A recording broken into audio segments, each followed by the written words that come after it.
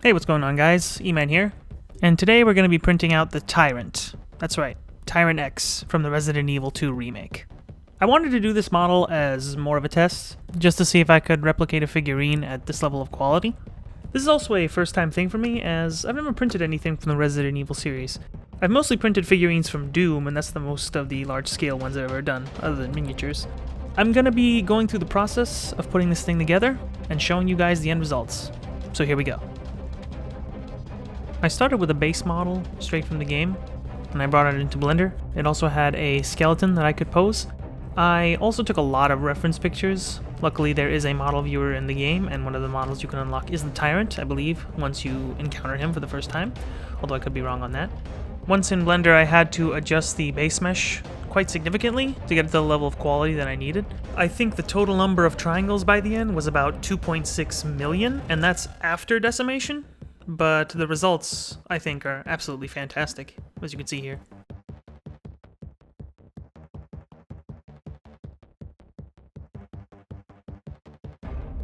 Once the model was complete, I sliced the limbs and head separate from the main torso, as I knew my Prusa i3 could handle the details on the jacket, but the remaining pieces, the arms, the legs, and the head, I wanted to do those on the Anycubic Photon, as the resin machine can retain the much finer details.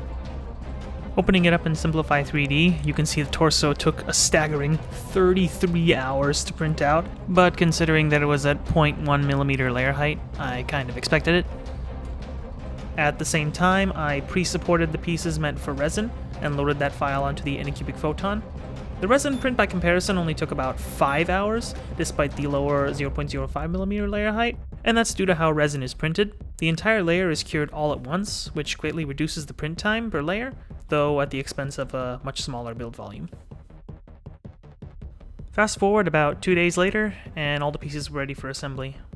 I removed the FDM supports with pliers, then went in with tweezers to get the smaller bits that were left over.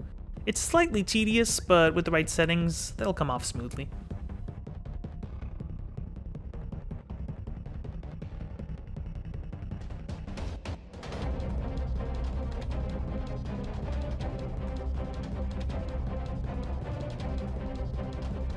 For resin, post-processing is a bit trickier. I did this model as 3 separate resin prints, one for the limbs and head, one for the extra belt buckles, and one for the main belt that's tied around his hip. You can see the smaller belt buckles here on this print. After removing the model from the base plate, I placed it in an ultrasonic cleaner, preheated to 50 degrees Celsius. This thing's meant for jewelry, but it works great for cleaning off excess resin. I also use mean green degreaser as the liquid, which gives me much better results than isopropyl alcohol, at least in my experience. After it's been cleaned off, I place it in a UV light chamber for curing. I leave it in there for about 30 minutes to properly solidify the resin. This is necessary as the resin is not fully rigid at this point, and it needs the extra curing time.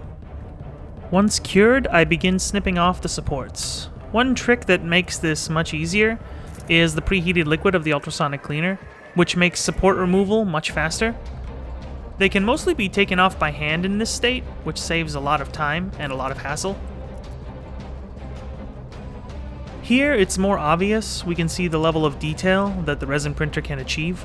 Every wrinkle and seam on this model has been retained correctly to great effect, and on top of that, the layers will barely be visible once this is painted. I also printed a display base for the Tyrant to stand on, embossed the name Tyrant X onto the side, and painted it white. I wanted it to look official, and I think it does. The next step is assembly, which involves a lot of sanding and a lot of gluing. This part is also quite time-consuming, but is necessary for preparing the print to be painted.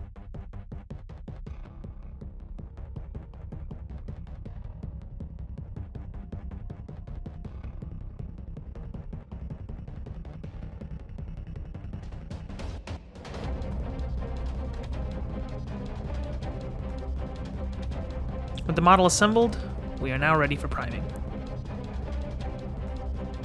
The first coat is a flat gray primer applied evenly across its surface. Before using any sort of aerosol paints, always remember to wear a respirator or do it outdoors in a well-ventilated area. Safety first.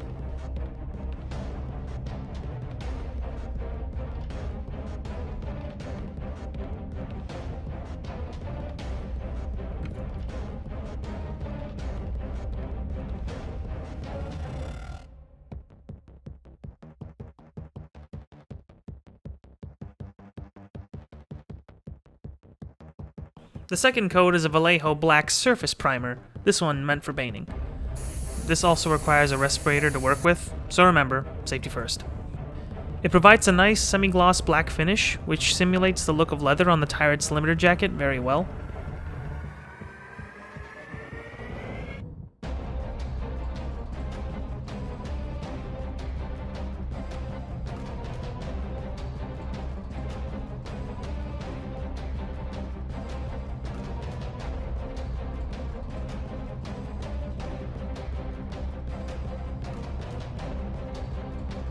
The last step is painting, which is done by hand. I use mostly black, gunmetal, and various gray shades to paint this, followed by a black wash on the face to bring out all the details.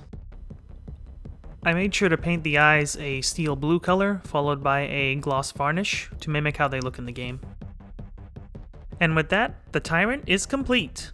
The results here are absolutely phenomenal. I really like how this one turned out. I haven't worked on a proper large-scale model like this in a while, as I've been focusing on miniatures most of the time, so this was a nice change of pace.